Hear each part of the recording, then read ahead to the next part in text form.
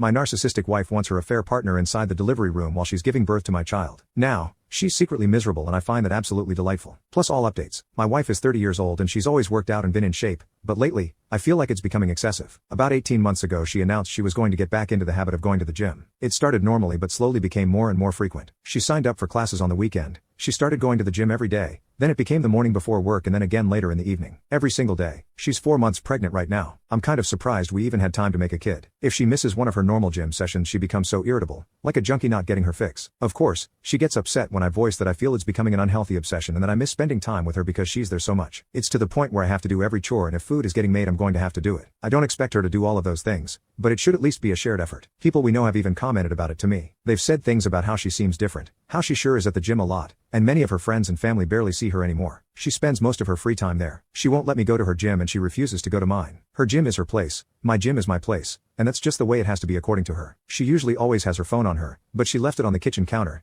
and as stupid as I felt, I decided to do a quick swipe through her texts. She had a current text conversation going on with a guy. I wasn't too terribly concerned until I started reading the texts. Never wanted to know what the guy's dick looked like, but I know now. I was furious. I asked her what the F that conversation was about. She started yelling at me for looking at her phone. I told her she was acting so weird and the gym obsession was bothering me, so I just decided to look, and was ashamed that I did, but that's why I thought I'd find nothing at all. She said it's nothing. It's nothing. I wanted to know if she's been effing him. For how long? She kept saying no. I left the house because I was so furious, but not before I slammed her phone on the ground and shattered it. After that day, my wife asked me to stay home from work so we could talk. She laid in bed all day yesterday trying to get me to feel sorry for her, but I paid absolutely no attention to her and ended up leaving the house to go to my family's Super Bowl party. She kept texting me things like, "Who just leaves like that? When something like this is happening, who is that cold and callous that they just leave to go to a party?" I went back home to talk to her and she was full of tears, saying she was so sorry. According to her, she goes to the gym twice a day because she likes going there. That's where her friends are, makes her feel good, and it's fun for her. She met this guy there and he started flirting with her. She admitted that she flirted back but didn't mean anything by it. She didn't reciprocate very much at first, but he gave her butterflies and she just found herself flirting back without thinking. She said it felt like she had a crush on somebody when she was in school when she was younger. At first, it was just friendly and nothing sexual for several months, but she'd feel giddy every time she got a message from him. She was really attracted to him but told him that she was married and there could never actually be anything between them. According to her, he kept flirting with her anyway and said sure, we won't cross the line. Until they did cross the line. She said she had tried to resist it for a while, but then one day they kissed. She admitted to enjoying it but also feeling that it was wrong. She must not have felt that bad because she slept with him for the first time later that night. She described it as falling in love with somebody for the first time. All she could think about was him. He always uses a condom so she doesn't think it's his baby, but they were sleeping together at the time she got pregnant. She doesn't know if she loves him and she doesn't know if the baby is mine. The nail in the coffin is when she said, "You would really leave me if it's not your baby, would you?" I told her, of course, I was leaving her and I wouldn't raise another man's child. She seemed shocked. She said, "Really? With everything we have and all our history, you wouldn't even consider it?" I told her no, I would never consider it. Update: she announced that she's moving in with her affair partner from the gym. She's too embarrassed to go get blood drawn for a paternity test. She spent about a week trying to get my attention, to get me to talk to her, to get me to beg her to be mine. I've already met with a lawyer though. I asked her if he knew she was pregnant and wanted to know what story she'd been telling him this whole time. She said he knows and he doesn't care if it's my baby. He loves her and wants to be with her. However, she then texted me to say her AP wants to get a DNA test done,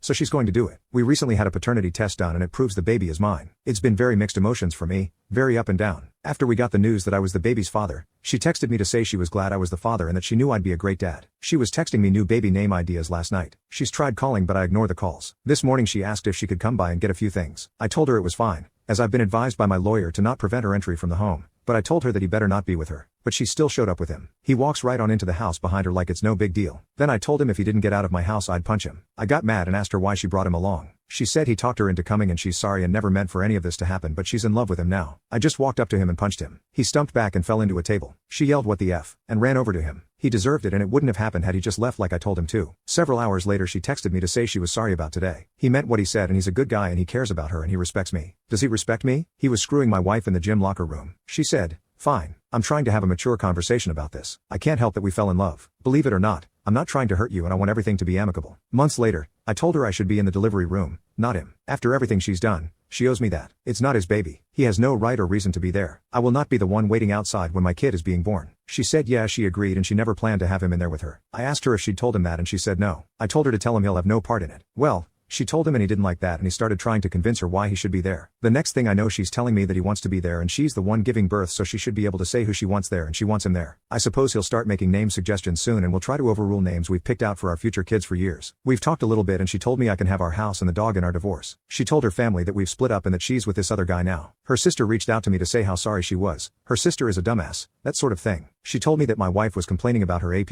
She said that the intimacy is over when he's done and apparently he's selfish with intimacy. He doesn't do extra little things for her that she's used to me doing, like clearing the snow off her car in the morning and heating it up or offering to make her food after a long day. He doesn't speak her love language and he hangs out with his friends too much. This made me so happy to hear. She's secretly miserable and I find that absolutely delightful.